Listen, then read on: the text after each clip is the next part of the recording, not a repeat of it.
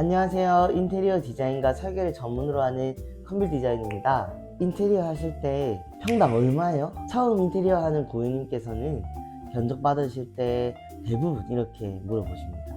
하지만 결론부터 말씀드리자면 이 질문은 인테리어 견적을 제대로 파악하는데 아무 도움이 되지 않습니다. 왜냐면 인테리어는 표준화된 상품이 아니라 맞춤형 서비스이기 때문입니다.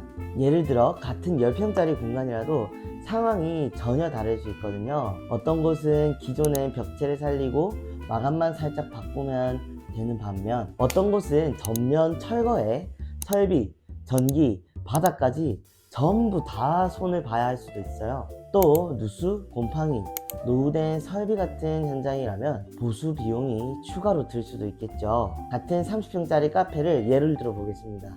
A 고객님은 기존 구조, 조명도 유지하고 마감재만 리뉴얼해서 1000만원대에 시공하는 반면 B 고객님은 전체 철거까지 다 하고 고급 마감재에서 커스텀 가구까지 적용해서 5천만원이 됐다고 생각해 볼게요. 둘 다 같은 30평이지만 디자인 방향과 자재 선택, 공정 범위에 따라서도 경적 차이가 5배까지도 벌어졌어요. 그러니까 단순 평수만으론 견적을 물어보는 건 아무 의미가 없다는 게 이해되실까요? 여기서 정말 중요한 질문이 나옵니다. 그럼 인테리어 어디서 시작해야 정확한 견적을 받을 수 있을까요? 답은 명확합니다. 내가 원하는 공간을 먼저 구체화하고 어떤 자재와 마감재가 들어가는지 미리 정해보는 것인데요. 막연하게 카페를 만들 거예요. 30평이에요. 이런 말씀으로는 업체 입장에서 정확한 견적을 내기가 어렵고 나중에 자꾸 견적이 바뀌거나 추가 요금이 붙는 그런 문제들이 생깁니다. 그래서 처음부터 정확하게 방향을 잡는 것이 핵심입니다. 견적을 잘 받기 위해서는 어떤 것이 선행되어야 할까요? 첫 번째, 공간의 기획입니다. 공간의 용도, 동선, 타켓, 고객님들까지 실제로 운영될 공간 혹은 주거라면 직접 살아가는 데 있어서 기준점이 명확한 공간이 되어야 합니다. 두 번째, 앞선 그런 기준과 기획을 바탕으로 디자인과 3D 시안, 도면이 필요합니다. 완공된 이후 어떤 모습이 될지 3D 디자인을 통해서 입체적으로 시각화해야 합니다.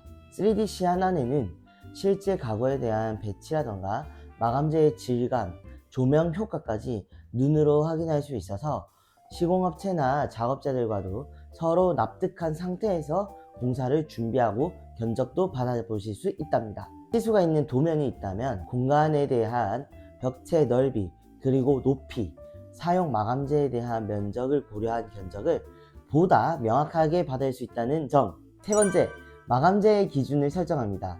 같은 디자인이지만 마감재에 따라 견적은 정말 천차만별입니다. 예를 들어 프론트 존의 디자인을 생각해 볼게요.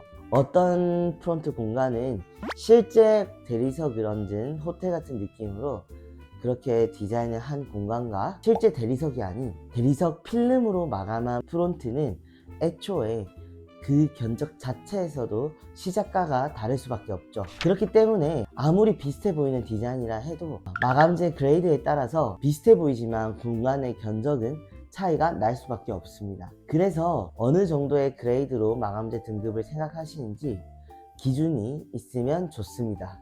이렇게 정확한 기준과 설계안이 있으면 시공업체 입장에서도 훨씬 구체적이고 정직한 견적을 드릴 수 있을 뿐 아니라 공사 중에 추가로 비용이 발생하는 그런 문제들도 줄어들게 됩니다. 저희 컨빌 디자인에서는 도면과 3D 시안뿐 아니라 필요 시 디자인에 사용된 벽지, 바닥재, 몰딩, 조명 등과 같은 주요 자재와 규격, 수량, 구매 가능한 링크까지 첨부한 그런 정리된 마감재 리스트를 제공해 드립니다. 이렇게 정리된 정보를 바탕으로 시공사에 견적을 요청하면 평당 얼마가 아니라 진짜 내 공간에 맞는 정확한 견적을 받으실 수 있답니다. 이제 준비됐다면 시공사에 본격적으로 견적을 요청해야겠죠. 그런데 여기서 중요한 꿀팁이 있습니다. 그냥 아무 업체 한두 군데만 묻고 결정하시면 안 됩니다. 첫째, 최소 2군데 이상의 견적을 받아보세요. 같은 설계도와 자료를 가지고 여러 업체에 견적을 요청하다 보면 어디서 가격이 편차가 발생하는지, 어떤 업체가 특히 꼼꼼하게 봐줬는지 견적서에 다 드러날 수밖에 없습니다. 둘째, 유독 저렴한 곳은 한 번 더 확인하세요. 예를 들어 비교하신 세 곳 중 하나가 유난히 싸다면 거긴 대개 인건비나 자재비가 누락됐거나 요청도 더 하지 않았는데 공사 중간에 추가금이 발생할 가능성도 허다합니다. 마지막, 견적받을 때 중요한 세 번째, 견적 항목별로 포함 여부를 꼭 체크하세요. 인건비가 포함된 건지, 철거 폐기물에 대한 처리비가 포함된 건지, 자재는 생각했던 기준에 대한 등급이 맞는지, 턴키 업체에 의뢰했다면 하자 보수에 대한 기간은 어느 정도 있지, 그리고 부가세는 포함인지 별도인지, 그 외에도 체크해야 되는 항목들이 있습니다. 이런 것들을 꼼꼼히 확인해 두셔야 최종 인테리어 결과물에서 실망하거나 낭패 보시는 일이 없을 겁니다. 자, 정리해 볼게요. 무작정 평당 얼마예요? 묻지 마시고 먼저 전문가와 함께 기획하고 설계하고 시각화된 시안을 만든 이후 그걸 기반으로 명확한 기준을 토대로 견적을 비교하시고 가장 안전하고 효율적인 인테리어 방법이라고 생각 드시는 곳으로 진행해 주시면 좋겠습니다. 네, 그럼 모두 안전한 인테리어 시공까지 마무리 되시길 바라며 다음 영상에서는 좋은 견적서와 나쁜 견적서의 예시, 좋은 인테리어 업체 구별하는 방법 알려드릴 테니까 구독과 좋아요 눌러주세요. 감사합니다.